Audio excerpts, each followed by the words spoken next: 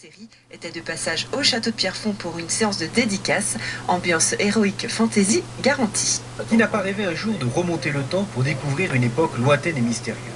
C'était chose possible ce week-end au château de Pierrefonds, à l'occasion d'une fête digne du Moyen-Âge. À l'origine de cette soirée mémorable, le fan club des Chevaliers d'Émeraude. Cette saga fantastique qui se déroule à l'époque médiévale s'est déjà vendue à plus de 2 millions d'exemplaires en France. À l'occasion de la sortie du 11e tome, l'auteure québécoise Anne Robillard a été conviée à participer à cette plongée dans l'univers de ses romans. Et s'est entourée de quelques-uns de ses personnages qu'elle s'est rendue dans ce majestueux château de Pierrefonds. La première fois que je suis venue en France, ils m'ont dit « Anne, on a un château pour toi ». Et ils m'ont emmenée en voiture et j'ai fait « Ah, êtes-vous sérieuse? Ça, c'est un vrai château. J'ai jamais vu un château gros comme ça. » Et ils m'ont dit « Oui, on fait le banquet ici. » Je les ai pas crus. Maintenant, je suis obligée de les croire. Là, je suis rendue et je suis dans le château. C'est certain qu'en sortant d'ici, moi, je vais écrire un autre chapitre. Ils vont beaucoup m'inspirer ce soir. Je suis avec les personnages. Je pense qu'il n'y a pas beaucoup d'écrivains dans le monde qui peuvent dire ce soir, je dîne avec mes personnages.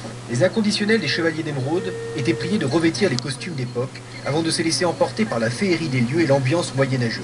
Au programme de ce début de soirée, poèmes, chants de troubadours, scènes de combat et danse, des spectateurs à la fois acteurs de ces festivités et qui ne pouvaient qu'être enchantés de côtoyer ainsi les personnages qui les font tant rêver à travers leur lecture. Étant donné qu'on est fan des Chevaliers d'Émeraude, c'est la première fois qu'on peut les rencontrer enfin, faire des photos avec eux, partager leurs exploits, partager la joie d'être ici pour le banquet. C'est magique ici, donc ça met tout de suite dans l'ambiance aussi, le lieu est fait pour. Parce qu'avec les livres, on les imagine, et là, on peut au moins voir avec des personnes comment ils peuvent être dans le livre. La soirée se termine à une heure avancée de la nuit par un banquet toujours à la mode médiévale, tandis que musiciens, jongleurs et bohémiennes passent entre les tables. Anne Robillard en profite pour dédicacer son livre. D'ores et déjà, un 12e tome sortira à l'automne prochain, peut-être une nouvelle occasion de retour de ville le temps d'une soirée dans le monde des chevaliers.